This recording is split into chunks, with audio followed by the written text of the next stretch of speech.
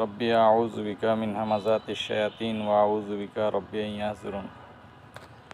খাওয়ার জন্য বেঁচে থাকা আর বাঁচার জন্য খাওয়া, আসলে আমরা কোনটাতে নিবেদিত? আমরা কোন কাজটার জন্য পৃথিবীতে বেঁচে আছি? আমাদের বাবা আদমকে জান্নাতে আল্লাহ থাকতে দিয়েছিলেন, খেতে দিয়েছিলেন, শুধু বলেছিলেন এই গাছটার কাছে যেও না। শয়তান ফুসলিয়ে বলেছিল তুমি এখানে হয় ফেরেশতা হয়ে যাবে, নালে চিরস্থায়ী হয়ে যাবে। তাহলে চিরস্থায়ী হওয়ার একটা স্বপ্ন দেখিয়েছিলেন আমাদের বাবাকে শয়তান।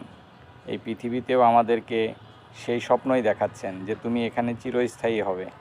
অতএব দুর্নীতি করে হোক, অনিয়ম করে হোক, যেভাবেই হোক অবৈধ টাকা পয়সা বানাও, এখানে অনন্তকাল থাকবা, তোমার 14 পিঁড়ি বৈশা বৈশা খাইব।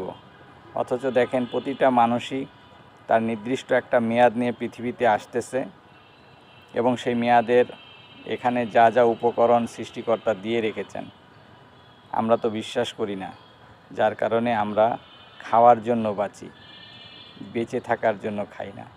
বেঁচে থাকার জন্য যতটুকু দরকার ততটুকুতে যারা সন্তুষ্ট তারা এখানে অনিয়ম দুর্নীতি করে না। দুর্নীতি করে কারা? যারা খাওয়ার জন্য বেঁচে থাকে, যারা এখানে ভোগ করতে চায়। কিন্তু এই পৃথিবী তো ভোগের জায়গা না, এটা মাতাল গুরুর একটা ধোঁকা। এখানে একটা পরীক্ষার জায়গা, পরীক্ষা দিবেন, ওই পারে আল্লাহর সান্নিধ্য লাভ করে অনন্ত জীবন ভোগ করবেন, সেটাই হলো জীবন। এ জীবন মাতাল গুরুর ধোঁকা ছাড়া কিছুই নয়। ধন্যবাদ। সতর্ক হন, নিজেকে রক্ষা করুন।